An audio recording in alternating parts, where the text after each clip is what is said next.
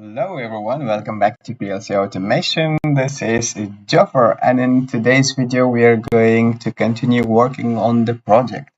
So the project was a smart machine, and we have in the past created the project. We have also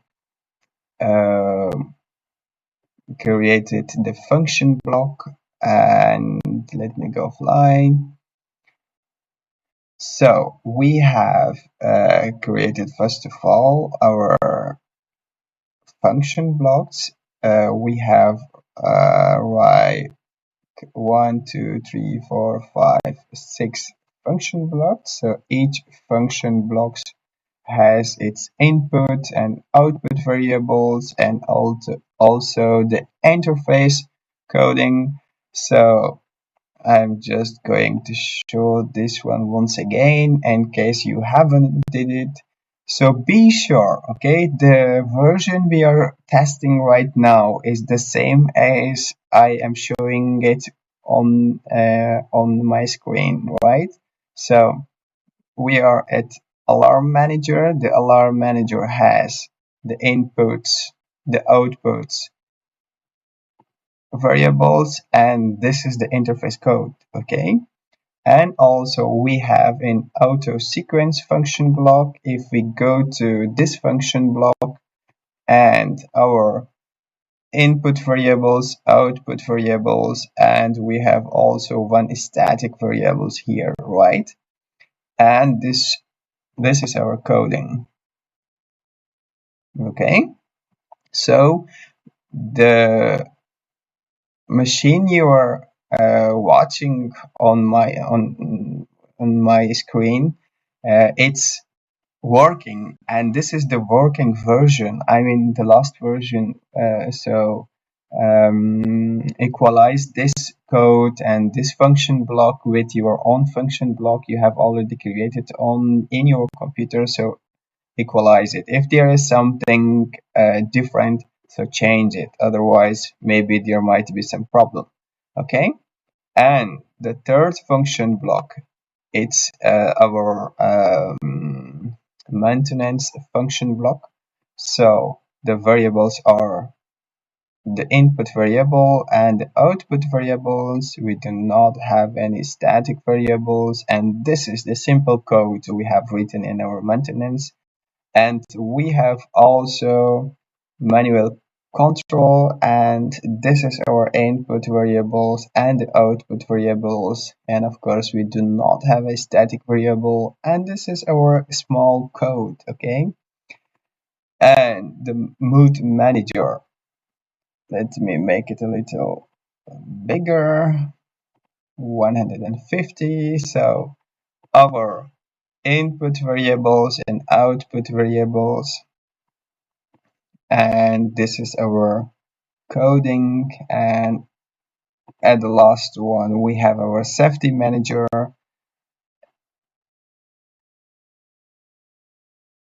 150. So in our safety manager, as input variables, we have emergency stop, safety door open, reset CMD, command button like, and this is our static variable, and this is our interface code, right? So we have also one function block. So this function block,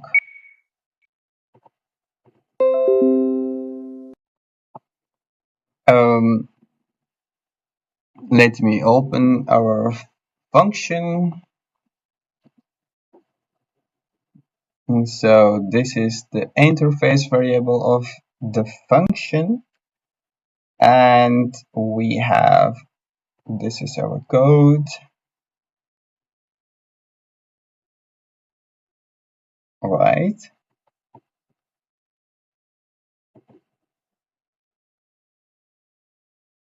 And now I will just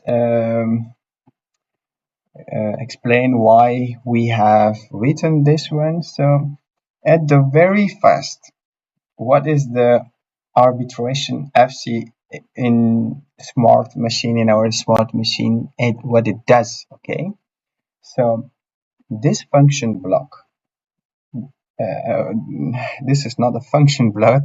I apologize. This function decides who is allowed to control the machine outputs at this time. For example, we have created many function blocks, and these function blocks they are working together.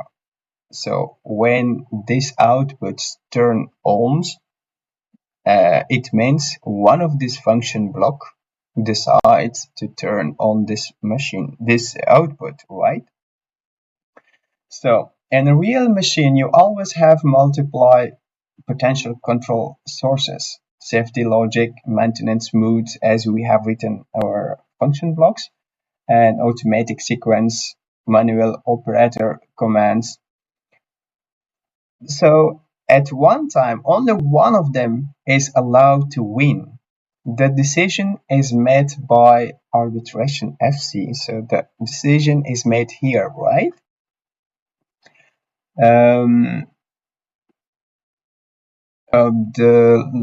Behind this, the idea. So without an arbitration, beginners usually do this. Auto FB writes, for example, the motor, and manual FB writes also the same motor. Maintenance FB writes the same motor, and safety FB reaches the motor. In this case, this is race condition. Flickering outputs. It worked yesterday, bug, and this is a little not safe. This is it might be cause some problems, okay? Or maybe your machine will not turn in a good way, okay? And using arbitration fixes this permanently. So when you have, for example, racist condition, flickering outputs, yeah, I have to say dangerous machine, it gonna be fixed by arbitration. Okay, what do I have more? So in another way, so this is a rule, for example, and no FB is allowed to write the physical output. And also no FBs are or is allowed to write a data block which we have created here. Every FBs here, they request actions only one place. Only this function decides the outputs. This is actually the last decision taker. And, okay. And also we have here different kinds of FBs. One of the FB are the alarm manager and auto sequence and the maintenance. So guys, for example, this is the boss, and it asks from the function, from the safety manager, hey, safety manager, is the safety okay? If the safety is okay, it's okay. The safety is okay, and then the boss says, okay, the safety is okay. If the safety is not okay, it will not allow to turn the motor or to let one FB turn the motor, right?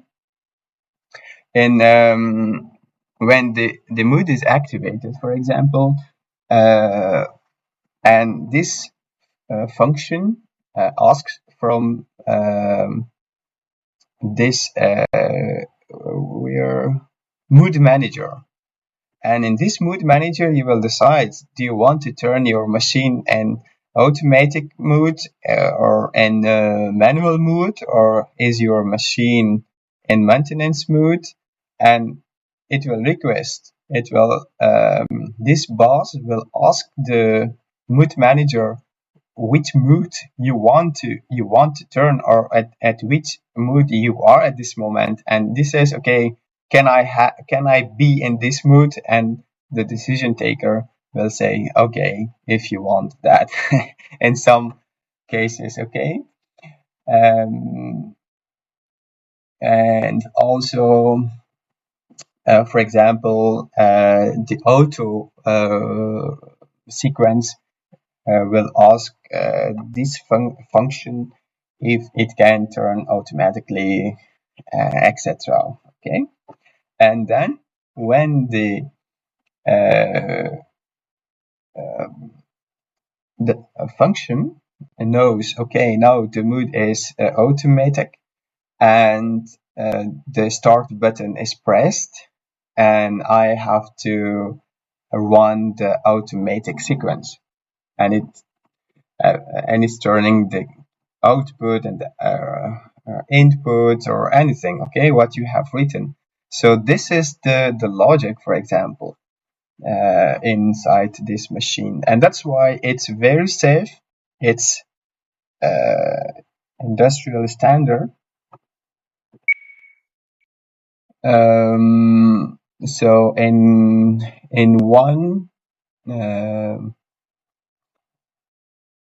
line to say this, so the arbitration, this function, the arbitration FC is the judge of the machine. It decides who is allowed to control the output based on a safety and mood priority, and guarantees stable and professional behavior of the logic.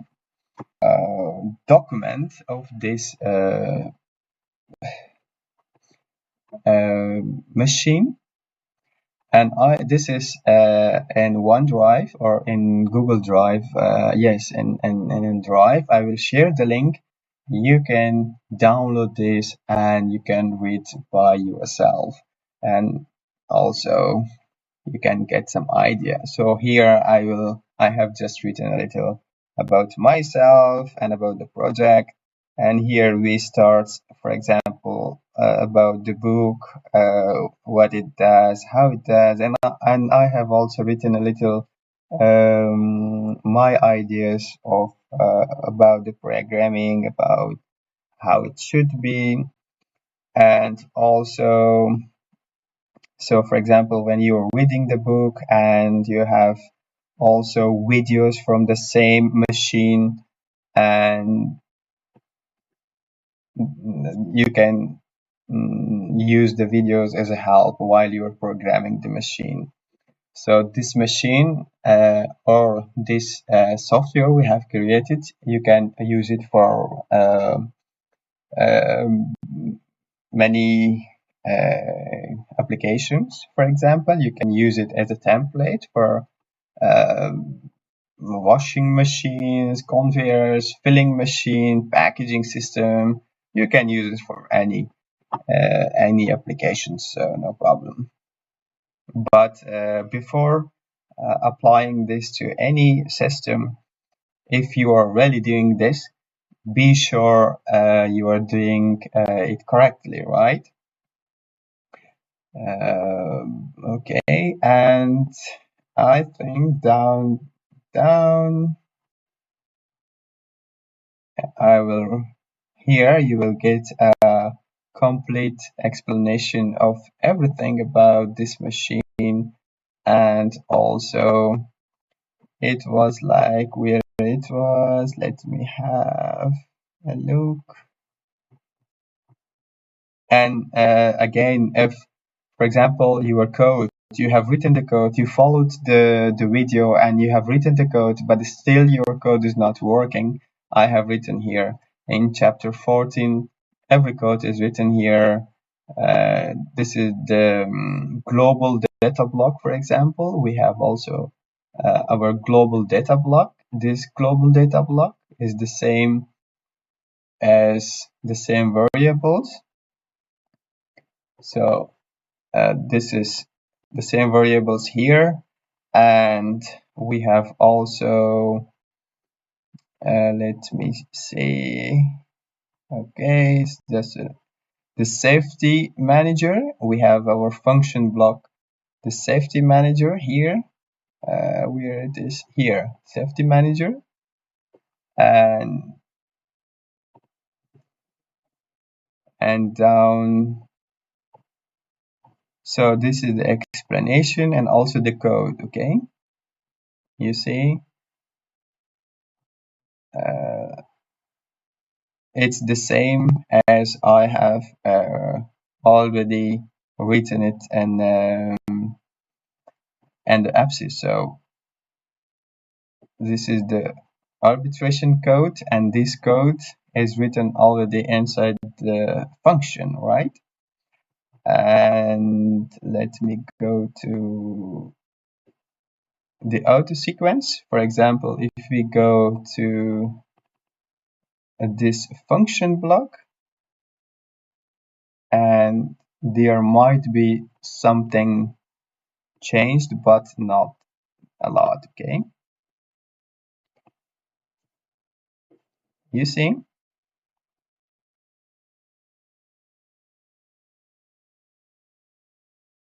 well,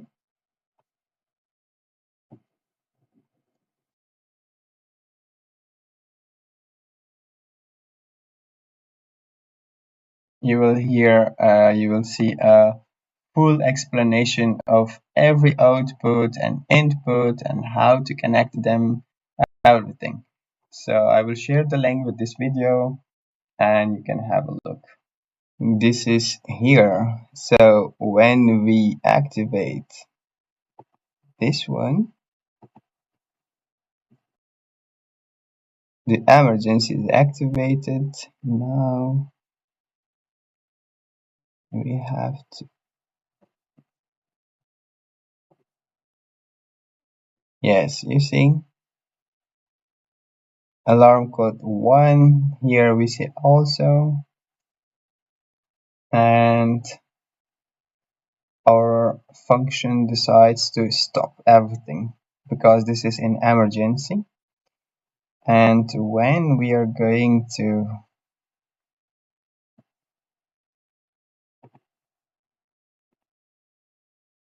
make it back and we reset the emergency, yes, you see, it's back to turning. So let me open the door.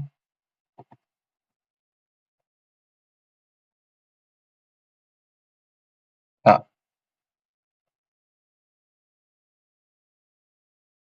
safety door open, you see, right? And alarm code is here. And on our HMI, we can bring this code to a text. For example, if it's the code is 2, it's like the safety door is open. We have to see on our HMI not code alarm code number 2 because nobody will understand that, right?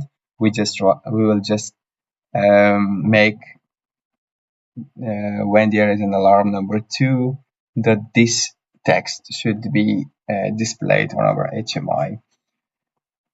So this was a quick explanation of how to get to this point. And I have also already created the next first HMI video, and I will upload them together, and you can have a look to them at the same time. So I thank you very much for watching this video, and I hope you have learned something from this video, and I will catch you back in the next video. Have a great day. Bye bye.